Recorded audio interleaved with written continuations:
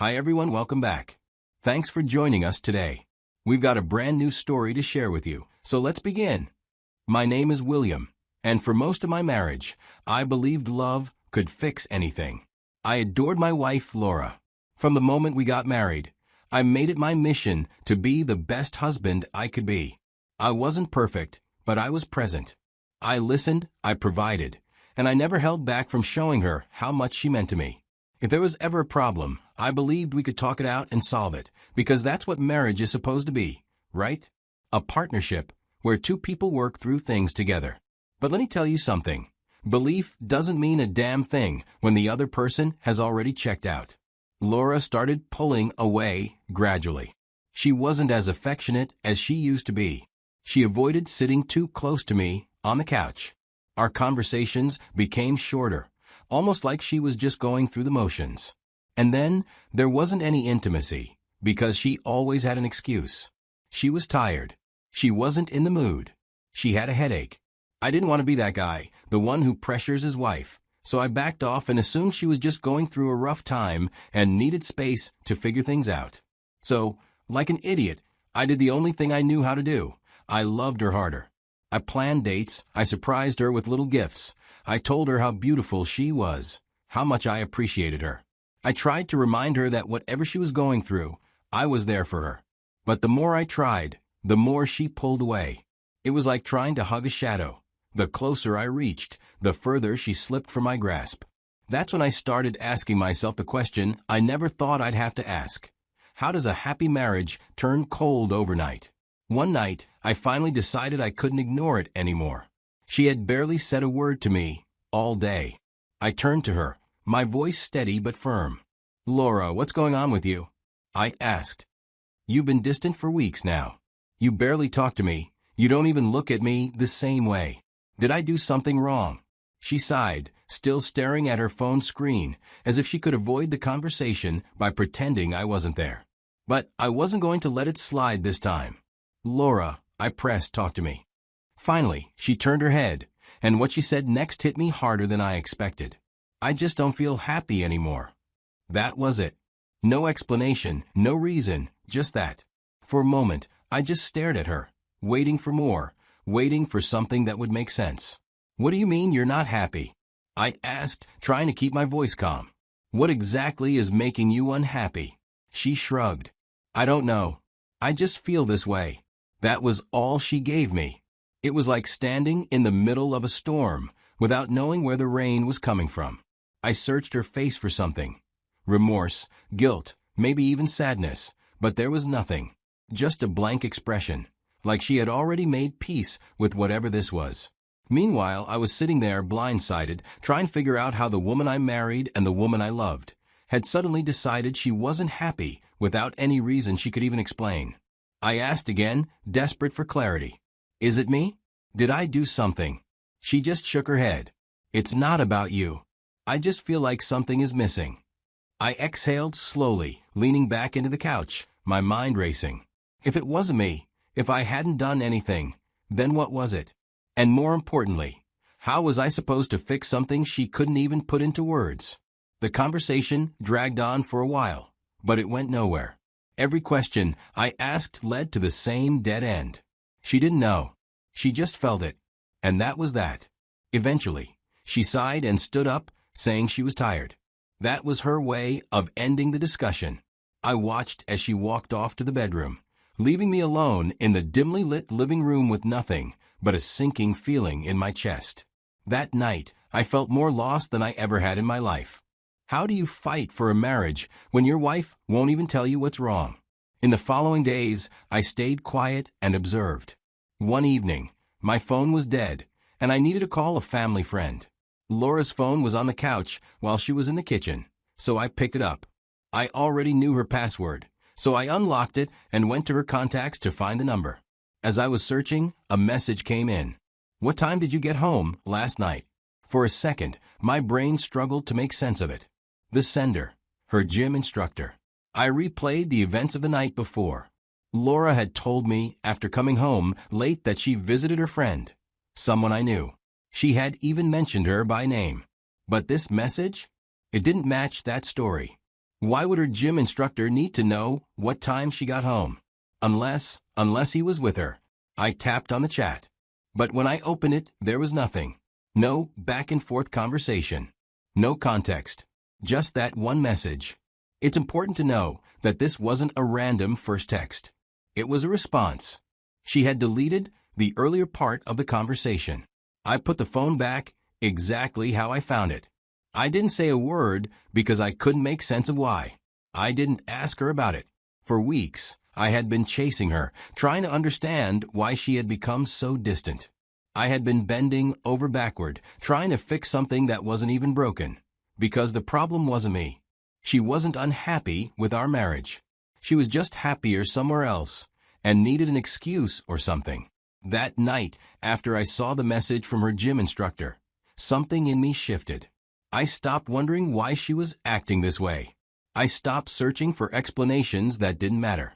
Instead of trying to understand her behavior, I made a simple decision. I was done chasing. If she wasn't happy, I wouldn't beg her to be or complain. I just pulled back the same way she had. But unlike her, I wasn't going to keep one foot in the marriage while looking for happiness elsewhere. I mentally removed her from my life. Now I wasn't stupid. A woman who's already emotionally checked out and possibly cheating will, at some point, convince herself she deserves more. And by more, I mean half of everything I own. I wasn't going to sit around and wait for the day she'd come home with divorce papers and a lawyer, expecting to walk away with my hard-earned money. So I moved fast. Through the help of my lawyer and accountant, I transferred my assets, houses, land, anything of real value, into my mother's and relatives' names.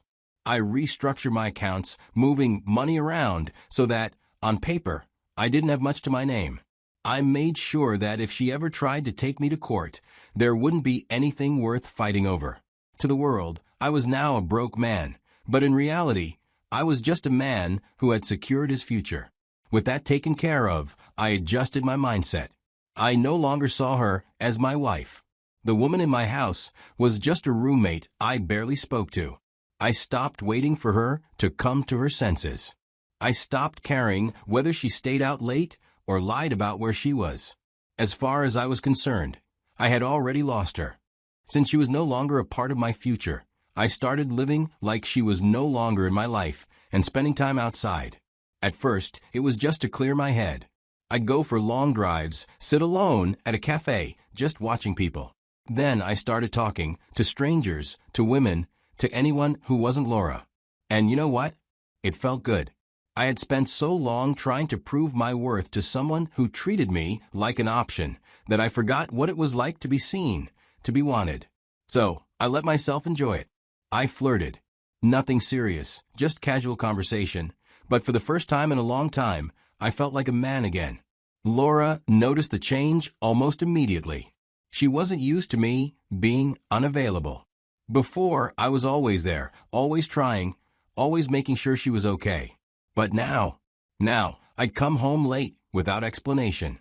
If she asked, I'd just shrug. If she wanted to talk, I'd keep it short. I wasn't rude, but I wasn't interested either. And I could see it was bothering her. She'd watch me from across the room like she was trying to figure me out, like she didn't recognize the man in front of her. The power had shifted. Before, she was the one pulling away, leaving me desperate and confused. Now, it was me who didn't seem to care. And she hated it. I could see it in the way she suddenly tried to make small talk, the way she lingered in the doorway when I got ready to leave. She never said it outright, but I knew she wanted to ask where I was going, who I was with. But she didn't, because she knew she had no right to anymore. That was the beauty of it. She had spent so much time making me feel like I wasn't enough, and now, for the first time, she was the one feeling unwanted. One morning, I woke up to the sound of Laura's voice, shrill and furious. At first, I thought I was dreaming, but when I turned over, she was standing at the edge of the bed, holding something in her hand, her face twisted in rage. It took me a second to process, but then I saw it, an unused condom. "You've got to be kidding me," she spat, shaking it in front of my face. "So now you're sleeping around. Is this why you don't care anymore?" I sat up slowly, rubbing the sleep from my eyes. If this had happened months ago, back when I still cared, I might have panicked, scrambled for an explanation, tried to calm her down. But now, I just laughed in pure disbelief at the absurdity of the situation. I leaned back against the headboard, looking up at her, completely unbothered. "You've been sleeping with your gym instructor," I said, my voice even. "And I never complained. Why are you mad that I'm doing the same?" Silence. For the first time in months, Laura didn't have a response. Her lips parted slightly like she wanted to say something, but no words came out. She just stood there, frozen, her anger suddenly stripped away, replaced by something else: shock, panic. It was the first time she had looked genuinely caught off guard. She wasn't expecting me to know. She wasn't prepared for this moment. I watched as her mind scrambled for an escape, for some excuse, some way to turn this back on me. But nothing came, and I wasn't about to help her. Instead, I delivered the next blow. "I've been mentally prepared for divorce," I said, standing up, my tone casual. "I'm just waiting for you to file." Laura's breathing grew shallow. She just realized that the game had changed and I wasn't playing it anymore. And then, I hit her with the final nail in the coffin. "Oh, and don't expect a dime. The house? Not in my name. My bank accounts? You won't see a penny." Her mouth opened slightly, as she clutched the condom packet like it meant something now. I saw fear in her eyes, but I don't care. I left her there, going to the kitchen for my morning coffee. The next few days were different. She wasn't cold anymore. If anything, she was the opposite. She lingered around me, trying to start conversations, cooking meals she hadn't bothered to make in months, asking about my day. It was pathetic. She was desperate, and I could see it in every little thing she did. Then, one night, she sat beside me on the couch, her voice softer than I had heard in a long time.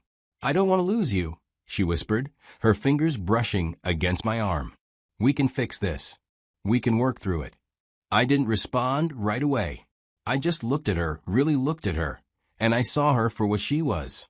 A woman who had thought she could do better, thought she had other options, only to realize too late that she had thrown away something solid for nothing. Her gym instructor was never going to support her the way I had supported and loved her. It's probably just fun for him. He was never an option. And now she knew it. She wanted me to take her back, to forget everything, to reset the clock and pretend none of it happened. But here's the thing, when a man truly stops caring, there's no going back. I looked at her for a long moment before finally speaking. "You should have thought about that before." And then I stood up and walked away. If you had told me a year ago that I'd be sitting here completely indifferent to my wife's tears, I wouldn't have believed you. I loved Laura. I built a life around her, made plans for our future, and gave her everything I thought a good husband should. But love isn't just about what you give. It's about what's given back. And what I got in return was coldness, lies, and betrayal. I used to think that when a woman says she's unhappy, it means something is deeply wrong, something that could be fixed if you just loved her more, tried harder, became better. But that's not always true. Sometimes, "I'm unhappy" is just a mask for something else. In Laura's case, it wasn't about me or our marriage. It was about the excitement she was chasing outside. And when I stopped chasing her, when I stopped trying to prove my worth, she realized what she had thrown away. Stepping back changed everything. It showed me the kind of women who are out there, women who appreciate, who don't make love feel like a test, who don't demand half your soul just to give you scraps of affection. Being with them opened my eyes. It made me see that what I had with Laura wasn't love, it was control, disguised as commitment. And the moment she saw that control slipping away, she panicked. She wasn't afraid of losing me. She was afraid of losing what I provided. I don't know if I'll divorce her yet. Maybe I will. Maybe I won't. But if that day comes, I'm ready. She thought she had me trapped, thought she could take her time deciding whether I was worth her loyalty. But she forgot something important. I wasn't the one being tested. She was. And she failed. She introduced a game she thought she'd win. But in the end, she lost everything. Listen, men. When a woman pulls away and says she's unhappy, but can't even explain why, don't beg. Don't argue. Don't break yourself trying to fix something that might not even be broken. Just step back. Give her space. And watch what happens. Because the truth? It reveals itself when you stop chasing. Every single time. And that's it for today, guys. Thanks for watching and sticking with me through this story. Now I want to hear from you. What would you have done in my situation? Would you have handled things differently, or did I play it the right way? Let me know in the comments. And if you found this story eye-opening, make sure to like the video and share it with someone who needs to hear this. You never know who might need this lesson. I'll see you in the next one.